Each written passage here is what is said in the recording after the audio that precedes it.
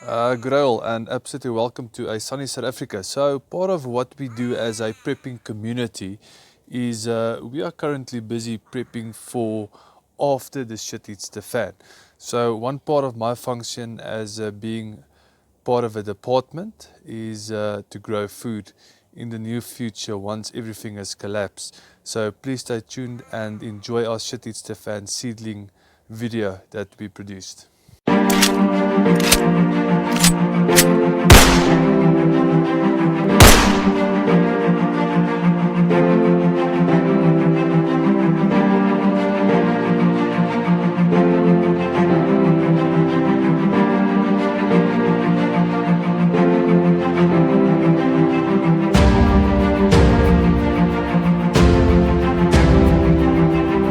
Hi all, so welcome back. So what we're going to do today, we're going to quickly show you how to do a Shit-It's-the-Fan seedling mix for in the time that we're going to be needing to plant on our own.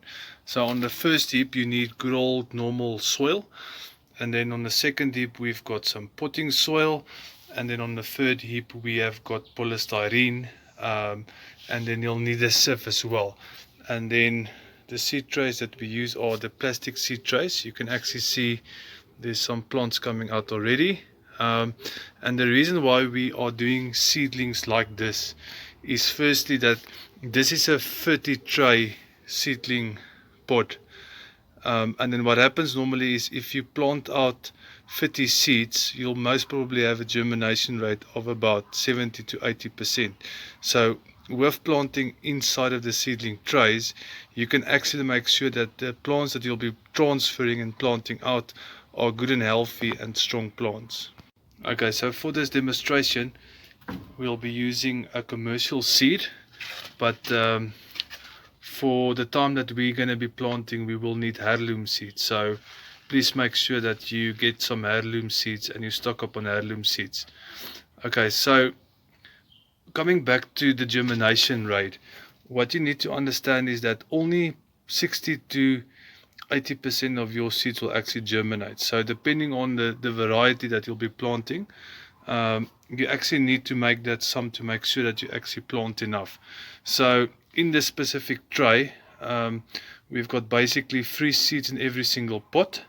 So we've got 30 little holes or pots in this specific seed tray to try and make sure that we actually get more or less 50 plants out of this full tray.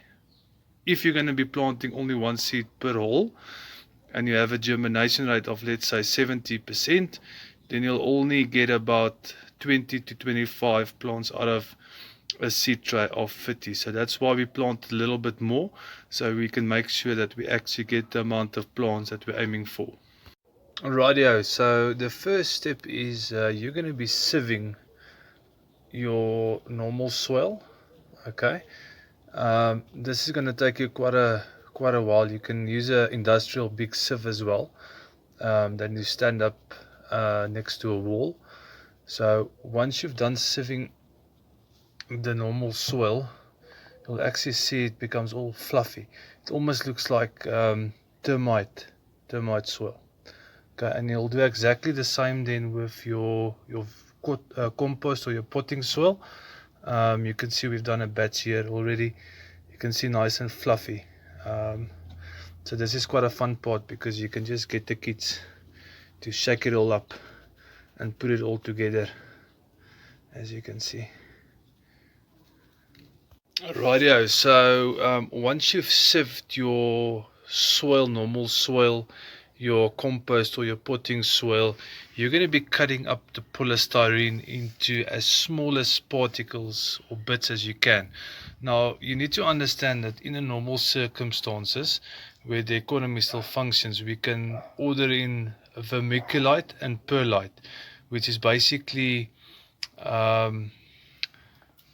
sources we use that actually keeps quite a lot of water. So the reason why we use polystyrene is mainly to take up some space firstly. It does absorb a little bit of water and keep water, and it actually creates air spaces between the compost or the soil. So that's the reason why we use the polystyrene. So what we're going to do is we're going to be mixing, and what you can do is for this demonstration, this is all very low quantities, just to give you guys an indication of how we can actually do this in the time when supply and resources are very little. So what we're going to do is we're going to mix the potting with the normal soil, and we're going to be adding the polystyrene on top of it. Okay, and we're going to give that all a good mix. Okay, make sure that the polystyrene actually goes into the mix. Right, so once you've mixed the soil with the potting soil or compost and then the pieces of styrofoam,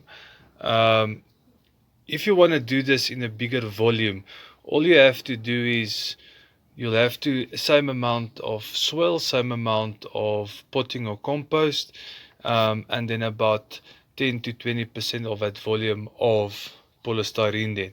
Then what you're going to do with this mix is you're actually going to take this mix and you're going to stick it into the cell where you're going to be planting your seedlings. Now what you want to do is you don't really want to press down too hard. You just want to gently get some of the polystyrene in as well. Okay, and then the next step that we're going to be doing is we are going to be sticking in this seed. Stay tuned. Right, so once we've put in our soil, we're just going to press down a little bit just to create a little bit of a space there. What we're going to do next is we're going to take our little seeds. Okay, these are spinach seeds, and for this specific one we're going to drop in 1, and we're going to drop in 2 right on the corners of the little pod, and then we're going to take some more soil and we're just going to drop it over it. Just lightly drop it over. You can still see the polystyrene, which is fine, and then you're just going to softly cover it up. And then the next little step is you can chuck a bit of water on it. Okay, so you want to be keeping these little pods or you'll be wanting to water it every single day. You need to make sure that, you can see on this video, this soil is wet, and you can see this little guy coming up here. Okay, this is a different experiment we're doing with another batch of soil that we're preparing for SHTF, and you can see how nice they're coming out. This is now day 10. So we've also put in 2 little spinach seeds here in the middle of a very cold South African winter. Okay, so there's some few other steps as well, but what we'll do is we'll do a follow-up video, but make sure that these pods actually stay wet all the time, every single day, until it starts coming out. And then what you want to be doing is you want to be putting this in a sunny place. In the sun, it needs to get as much sun as possible, but you need to make sure that the cells actually don't dry out. So you need to sometimes water up to twice a day. And like you see, we somehow use a mug, and we just pour in a little bit of water, and that is basically how we do it on a very small scale.